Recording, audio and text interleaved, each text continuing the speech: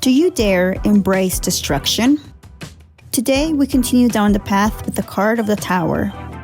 It represents destruction and enlightenment. Welcome to today's episode. Let's get into it.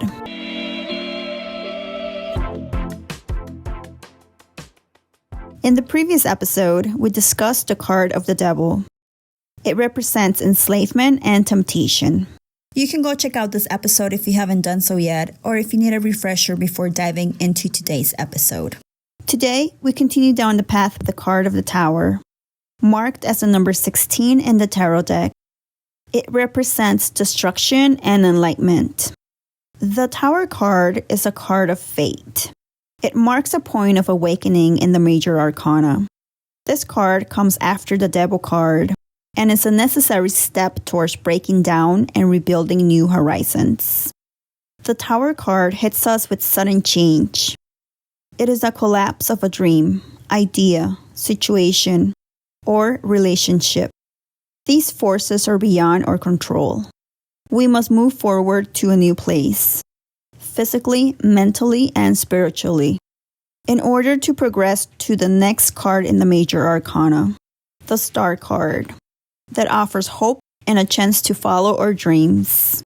The collapse of the Tower brings release, and with the walls crumbling down, we can now see clearly to a new future. This card is a gift of clearance. We will become more resilient with the gifts of the Tower card. When the Tower card comes up for us, it is an invitation to surrender to the powers beyond our control, and to work on accepting the huge shifts happening in our lives, although we may not see the benefits clearly right away. When we analyze the Tower card, we can see a tower made of stone, sitting high in the sky. This tower is being struck by lightning, and it's on fire. We can see smoke filling the sky. The lightning bolt is a symbol of enlightenment and purification. The fallen crown shows that power and ego don't stand a chance against the great forces of nature. We can also see two figures falling from the tower. They represent humanity at the mercy of the universe. The element of the Tower card is fire, and its assigned planet is Mars. This planet is fiery and masculine, forceful and warlike. Mars can bring destruction, but it can also provide release and breakthroughs. Every card in the tarot has a higher and lower energy. The lower energy can be read by the cards that are next to each other in the read, or it can also be read as low energy when the cards or the card come up in reverse. The low energy of the Tower card can show up as finding ourselves taking blame outside of our control. It can also test unity and strength of a relationship, career, or project.